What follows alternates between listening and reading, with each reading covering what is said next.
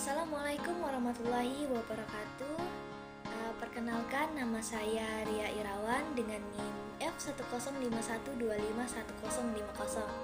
Nah, pada kesempatan kali ini saya akan menyampaikan pembahasan mengenai tugas-tugas utama guru serta etika profesi yang harus dijunjung dalam dunia pendidikan.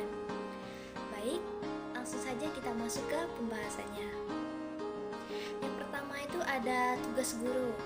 Jadi, secara umum, tugas guru itu dibagi menjadi 3, yaitu dalam bidang pendidikan, kemanusiaan, dan kemasyarakatan.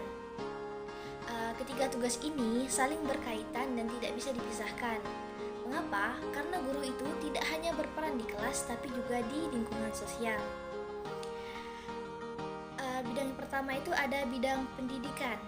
Nah, di bidang pendidikan ini, guru itu memiliki 3 peran utama, yaitu mendidik, mengajar, dan melatih.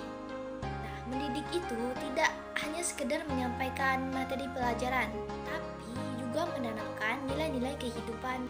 Guru itu berperan dalam membentuk karakter siswa seperti kejujuran, kedisiplinan, tanggung jawab, dan rasa empati terhadap orang lain.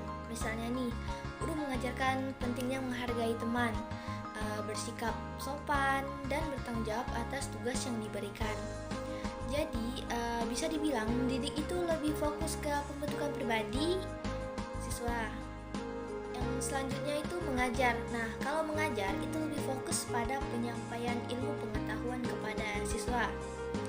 Guru menjelaskan materi seperti konsep, teori, dan fakta yang sesuai dengan pelajaran yang diajarkan. Selain itu, guru juga harus mengikuti perkembangan zaman, misalnya menggunakan teknologi seperti video pembelajaran atau presentasi agar siswa itu lebih mudah memahami materi. Jadi singkatnya itu mengajar itu berkaitan dengan transfer ilmu dari guru ke siswa. Selanjutnya melatih. Nah, melatih itu berkaitan dengan pengembangan keterampilan siswa.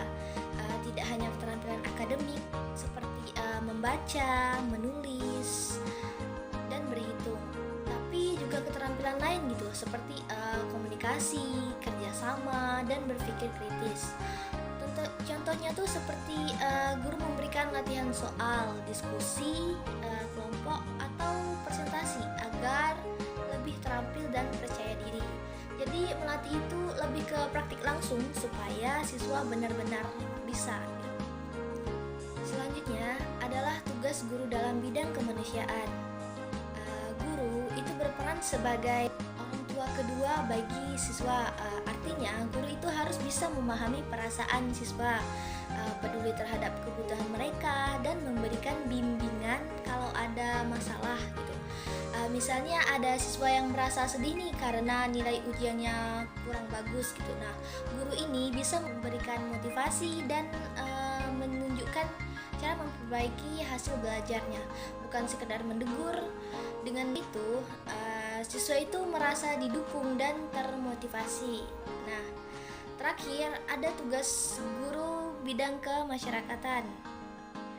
Nah, guru itu bukan hanya mengajar di sekolah, tapi juga memberi contoh yang baik di lingkungan sekitar. Misalnya ikut kegiatan sosial atau mengajarkan anak-anak di luar sekolah gitu. Guru juga menyebarkan ilmu agar masyarakat itu bisa lebih cerdas dan ikut membentuk karakter bangsa sesuai Pancasila. Jadi peran guru itu luas banget ya, tidak terbatas di kelas saja gitu. Nah, sekarang kita masuk ke etika profesi guru. Nah, saya akan jelaskan satu persatu sambil kasih contoh supaya gampang nih dibayangin. Nah, yang pertama itu keadilan dan kesetaraan. Nah, guru harus memperlakukan semua siswa secara adil. Misalnya saat bagi tugas kelompok nih, guru itu tidak hanya memilih anak yang pintar, tapi semua siswa itu mendapatkan kesempatan ikut gitu. Jadi siswa yang pemalu pun bisa tetap belajar dan berkontribusi. Nah, untuk etika yang kedua itu adalah kehormatan dan integritas. Nah, guru itu harus jujur dan menjaga kehormatannya. Contohnya si ujian nih. Nah, guru itu menilai sesuai jawaban, tidak yang dinaikkan nilainya karena suka sama siswanya.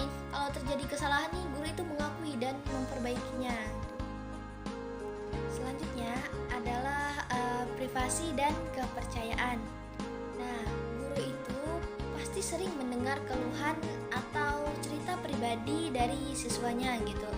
Nah, guru itu harus bisa menjaga apa yang dipercayakan siswa, terutama hal-hal yang bersifat pribadi.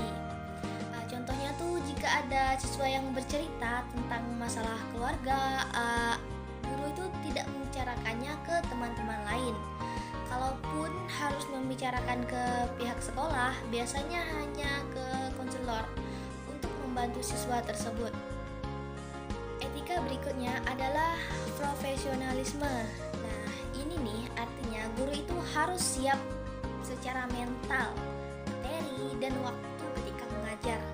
Sikap profesional ini bikin siswa itu merasa dihargai dan pembelajaran ini akan jadi lebih efektif gitu.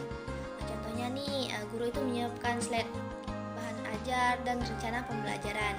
Guru datang tepat waktu dan jika tidak bisa hadir itu tetap memastikan siswa itu mendapatkan materi atau guru pengganti gitu. Kemudian ada etika keterbukaan dan komunikasi. Nah, guru itu harus transparan dalam menjelaskan informasi baik kepada siswa maupun orang tua. Guru tidak boleh menyembunyikan hal-hal yang penting terkait perkembangan siswa.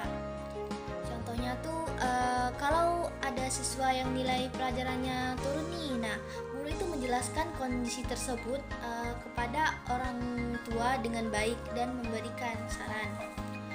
Guru juga terbuka menerima kritik atau pertanyaan dari siswa. Etika keenam adalah memperhatikan perkembangan dan keselamatan siswa. Apapun kegiatan yang dilakukan di sekolah itu, keselamatan tuh harus jadi prioritas utama. Selain itu, guru harus mendukung perkembangan akademik maupun non-akademik siswa. Contohnya nih, ketika praktikum IPA, guru itu mengecek alat-alat terlebih dahulu, memberikan instruksi dengan jelas dan mengawasi kegiatan supaya tidak terjadi kecelakaan gitu. Selanjutnya itu pendekatan terpadu dan kreatif. Nah, etika ini menekankan pentingnya kreativitas dalam mengajar. Guru harus menggunakan berbagai metode yang bisa membantu semua siswa, baik yang tipe belajarnya visual, auditori, maupun kinestetik.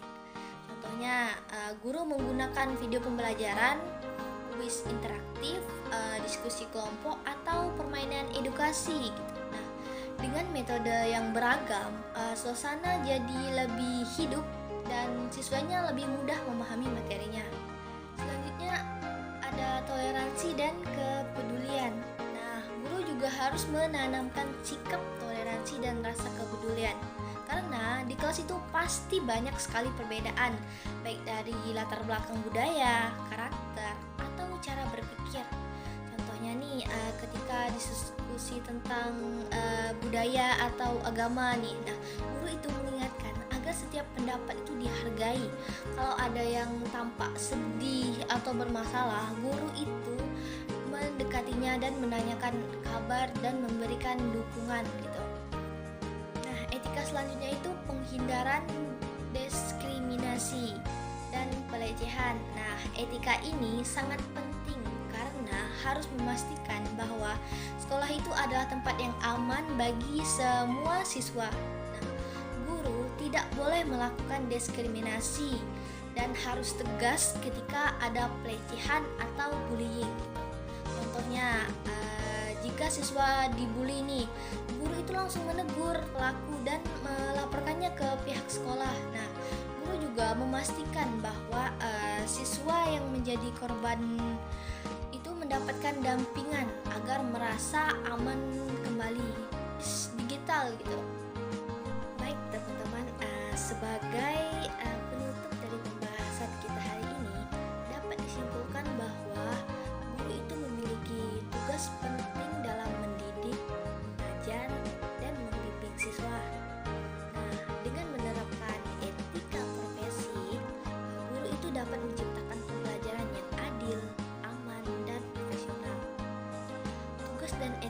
tersebut membantu guru mendukung perkembangan siswa serta menjaga kualitas pendidikan di sekolah.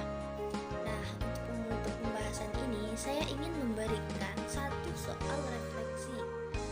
Menurut kalian, etika profesi apa sih yang penting dimiliki oleh seorang guru dan mengapa gitu? Nah, kalau menurut saya, seorang guru itu sebaiknya memiliki etika profesi seperti kejujuran, tanggung jawab, dan keadilan.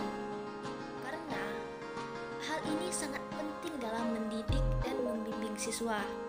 Kejujuran itu tuh membuat guru selalu menyampaikan informasi yang benar dan dapat dipercaya. Tanggung jawab. Nah, tanggung jawab itu memastikan guru itu menjalankan tugasnya dengan serius dan keadilan. Membantu guru memperlakukan semua siswa secara setara. Nah, dengan menerapkan etika profesi ini, guru itu tidak hanya mendukung perkembangan siswa, tapi juga membentuk lingkungan yang positif.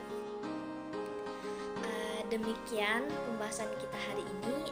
Semoga apa yang dijelaskan bisa menambah pemahaman kita tentang peran dan profesi guru. Terima kasih atas perhatian.